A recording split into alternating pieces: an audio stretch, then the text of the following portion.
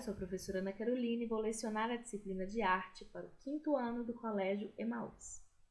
Lembre-se de estar sempre num local tranquilo e bem calmo para fazer nossas videoaulas e que todas as atividades e exercícios devem ser feitas tendo como base as videoaulas, tá bom? Hoje daremos continuidade para as nossas aulas de arte, então por favor peguem o livro. Iniciaremos o tema 2, a arte da comunicação, e faremos da página 24 até a página 29. Por favor, se tiverem alguma anotação para fazer, façam no caderno, tá bom? Eu ainda estou esperando que vocês mandem as fotos dos nossos exercícios passados. Podem mandar, tá? Eu ainda quero vê-las, porque eu tô adorando ver as artes que vocês fazem em casa, tá bom? Vamos continuar. Estamos na página 24 agora e vamos falar sobre a arte da comunicação. Vamos acompanhando as matérias, né, pelo livro e prestando bastante atenção nas explicações. Vamos lá?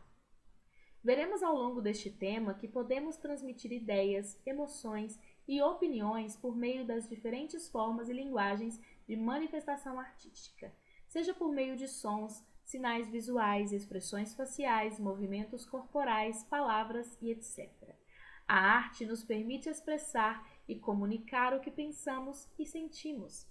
O desenho, como sabemos, faz parte da linguagem das artes visuais e consiste em traçar pontos, linhas ou formas sobre uma superfície, que pode ser de papel, pedra, areia, vidro ou qualquer outro material.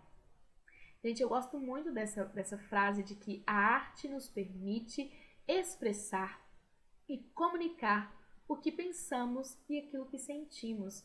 Nada pode definir melhor a arte do que esta frase.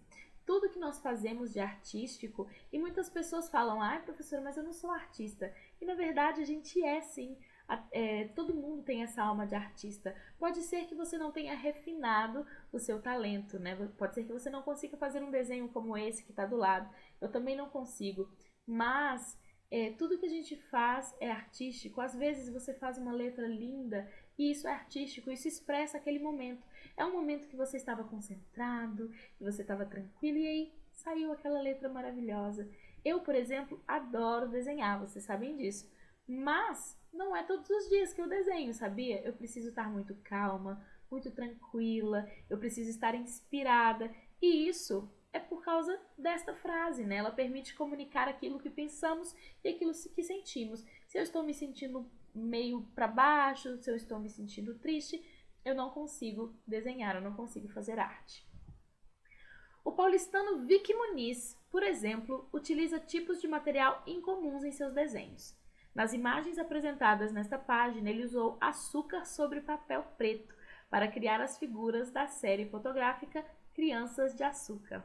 Esses desenhos feitos pelo artista e registrados por meio de foto podem ser considerados exemplos de arte efêmera. Observe as imagens com atenção. O que você acha que Vicky Muniz quis expressar com essas fotografias? Antes que a gente observe as imagens, eu quero perguntar para vocês. Vocês sabem o que é uma arte efêmera? Vou explicar. O efêmero, normalmente, ele é o antônimo de eterno, né? Quando a gente pega uma obra como a Mona Lisa, que foi feita há mais de 500 anos atrás, a gente percebe uma obra que pode ser eterna, né? Se ela for cuidada, se ela for mantida da maneira correta, ela vai durar para sempre. Entretanto, quando esse artista, o Vicky Muniz, ele faz essas fotografias, é para que essa obra consiga perdurar, já que ela foi feita de açúcar, né? Então esse açúcar depois foi desmontado e essa imagem palpável você não consegue mais pegar, a não ser que você imprima essas imagens, né? Agora, essa obra de arte só existe em fotografias, ou seja, era uma arte efêmera, ela não durou muito, ela teve um tempo curto de duração. Isso é efêmero. Efêmero é aquilo que acaba, que passa rápido. Vamos observar as imagens. Olhem só, gente, é difícil imaginar a dificuldade de fazer esses desenhos utilizando açúcar, né? Então, como a gente sabe que é açúcar sobre papel preto, a gente entende que essa parte branca, ela é toda de açúcar e a parte preta são todas do papel, né? Isso é incrível, eu acho maravilhoso esse tipo de arte que é efêmera, mas que tem uma beleza muito particular. Começo de conversa. Pictogramas do dia a dia. Vocês sabem o que é um pictograma? Vamos descobrir. Existem desenhos e figuras que encontramos com frequência no nosso dia a dia e que transmitem informações importantes.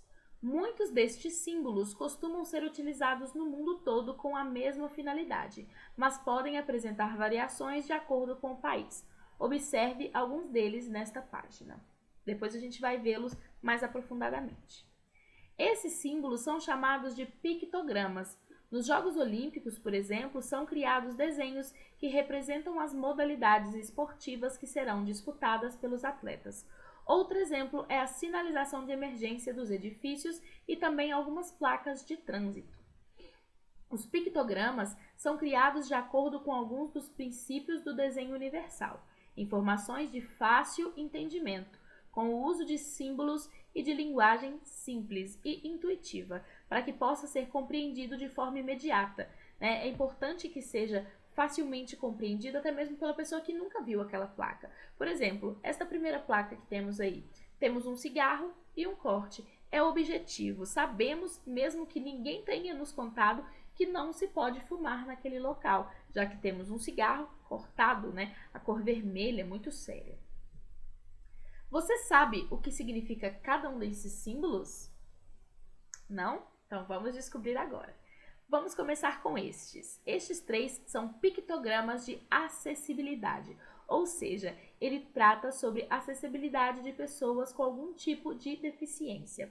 O primeiro é usuários de cadeiras de roda. Normalmente a gente vai ver este em estacionamentos de supermercado. Normalmente existem vagas específicas para pessoas com cadeiras de rodas.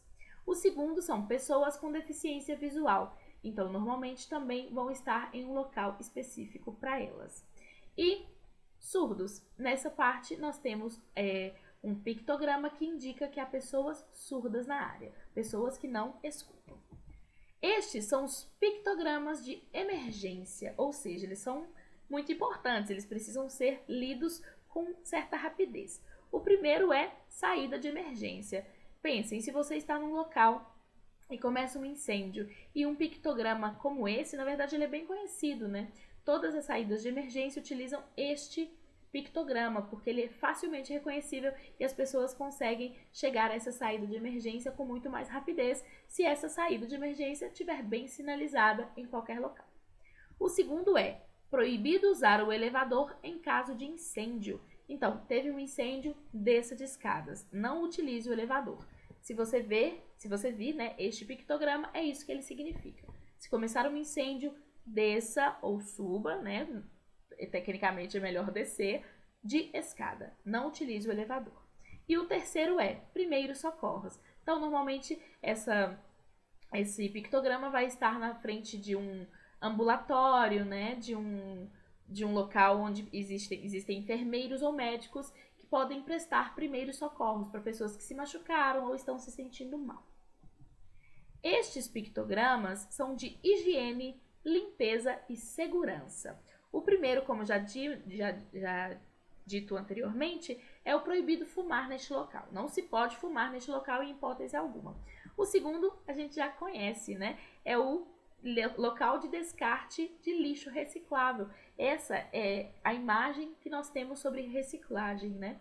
Então, sempre que vir um pictograma como esse, é porque é naquele local em que o lixo que pode ser reciclado deve ser jogado. E o terceiro é jogar lixo no lixo. Parece estranho, né, gente? A gente ter que colocar uma placa, um pictograma, para avisar para as pessoas que precisam jogar o lixo no lixo. Mas, infelizmente, ultimamente, a gente precisa mesmo. É muito comum a gente ver pessoas jogando lixo no chão. É difícil para a gente entender, mas isso existe. Então, esse pictograma foi criado para isso.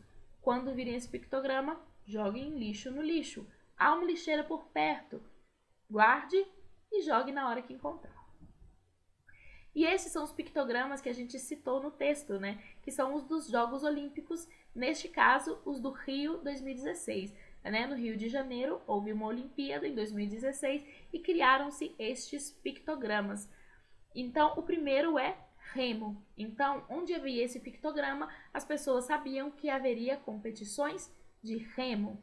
O segundo é tiro com arco, também conhecido como arco e flecha, né? Então, as pessoas viam esse pictograma e imediatamente elas sabiam que naquele local as pessoas estavam competindo arco e flecha ou tiro com arco.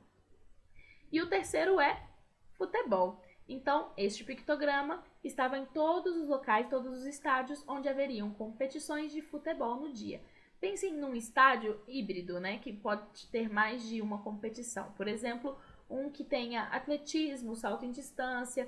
Esses pictogramas precisavam ser trocados durante os dias, né, para mostrar quais esportes estariam sendo competidos naquele dia específico. Ou então, até mesmo conjuntos, né? É muito comum nas Olimpíadas vermos um estádio gigante em que uma competição acontece num lado, a outra acontece no outro ao mesmo tempo. Então, esses pictogramas teriam que ser trabalhar juntos, né? Estar na entrada juntos e depois espalhados em cada local e em cada modalidade. Desafio visual Matt Mullican. Alguns artistas usam pictogramas encontrados no dia a dia para compor suas obras.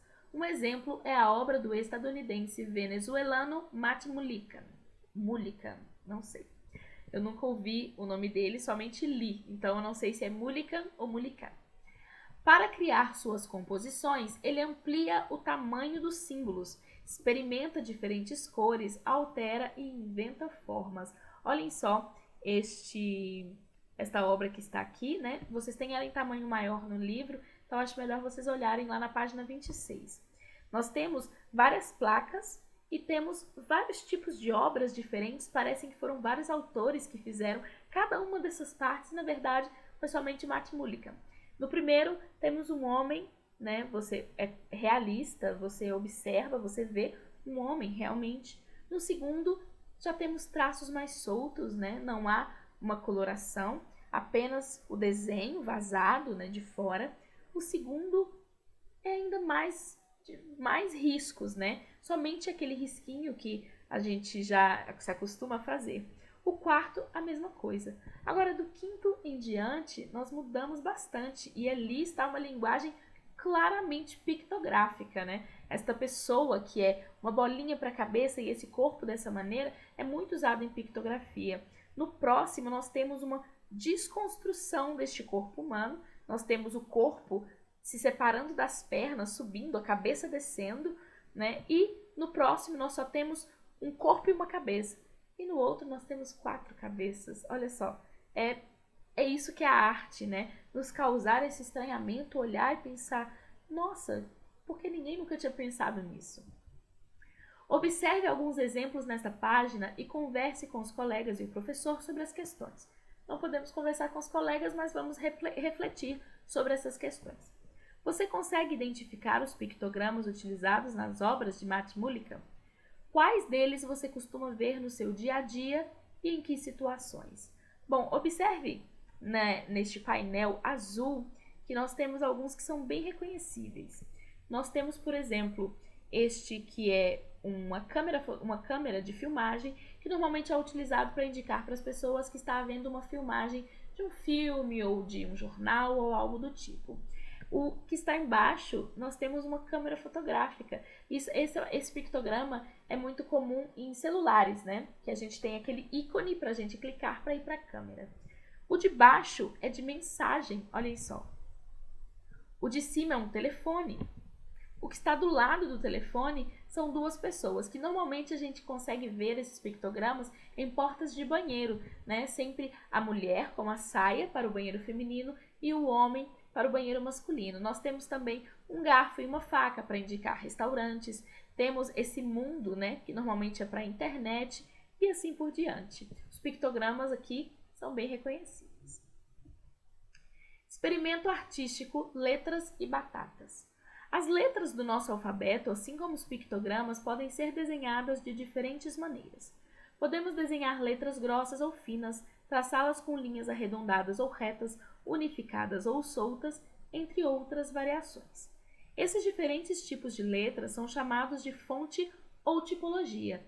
Nos programas de edição de texto dos computadores, há uma grande variedade de fontes. Depois peçam para os pais de vocês, para ajudarem vocês a observarem, né? Essas fontes aqui, todas elas, para mim, que trabalho com computador há muito tempo, são muito conhecidas. Nós temos aí a Arial, que inclusive é a letra que eu utilizo para fazer os slides, né, que vocês têm aula. Então, isso que está escrito aí, que foi transcrito do livro, estão em Arial. Temos a Comic Sans, que é um pouco mais redondinha, a Futura Light, que é um pouco mais fina, mais esguia, a Monaco, que é mais redonda, a Brush Script, que eu adoro, que é uma letra cursiva, mais escura, e assim por diante. Há um recurso antigo, mas ainda muito usado em algumas publicações, como os folhetos de cordel, que explora as fontes para compor e imprimir os textos. Os tipos, que são pequenas peças de madeira ou de metal com uma letra ou um símbolo em relevo. Os tipos funcionam como carimbos e devem receber tinta para que seja possível fazer a impressão. Então, na verdade, sabe esse carimbo que a gente utiliza para dar visto? Ele é um tipo, né? Ele é um texto pronto que está em alto relevo, você passa a tinta e passa essa arte para o papel. Isso facilita a vida das pessoas para que elas não precisem fazer aquela arte todas as vezes. É um movimento de réplica, né? Você faz uma vez só, fabrica esse instrumento e depois você consegue replicar aquele mesmo trabalho diversas vezes. Que tal criarmos tipos usando batatas? Bom, essa é uma sugestão de atividade. Quem fizer, por favor, me mandem, que eu quero muito ver vocês fazendo letras com batatas. Essa sugestão, né, tá lá na página 29. Vocês precisam utilizar batatas cortadas ao meio, canetas ou lápis preto, colher ou outro objeto rígido e arredondado, material para pintura e folhas de papel. Então, as instruções estão aqui, né? Vocês vão desenhar a batata, cortar. Se vocês acharem muito difícil utilizar uma colher, peçam a ajuda de um responsável para poder te ajudar a fazer essa letra, tá bom? E aí, por favor, me mandem as fotos das suas letras de batata. Não precisam ser muitas, faça somente uma letra para você experimentar como é fazer este tipo e aí manda para mim, tá bom? E a atividade, né, que dessa semana, que essa precisa ser feita e ser guardada no portfólio, tá lá na página 27 e é meus pictogramas. Vocês têm uma folha cheia de quadradinhos e essa atividade deve ser feita lá. Pense em ideias que queira transmitir e crie seus pictogramas nos quadros desta página. Escolha desenhos inusitados e use cores contrastantes com tonalidades diferentes para pintar seus pictogramas. Ao final, escreva o significado de cada um deles na linha abaixo do quadro correspondente. Que tal vocês fazerem pictogramas que sejam sobre a sala de aula? Silêncio na sala, por exemplo. Peça para a professora falar levantando a mão. São vários pictogramas que a gente pode fazer na sala de aula. Ou então vocês podem fazer sobre a família, sobre a convivência em casa. São várias ideias que vocês podem ter. Lembre-se de usar sempre cores vivas. Vocês perceberam que os pictogramas informativos, eles usam cores muito vivas. O amarelo, o preto e o vermelho, o branco, sempre cores que contrastam entre si, para que não haja nenhuma dúvida na interpretação desses pictogramas. Bom, eu quero que vocês façam seus pictogramas, coloquem nos seus portfólios. Se vocês fizerem as letras, né, os tipos de batatas, por favor, me mandem que eu quero muito ver quais letras vocês vão escolher para fazer. E por hoje terminamos aqui. Nos vemos na próxima aula. Se divirtam fazendo arte e lembre-se, juntos no caminho certo.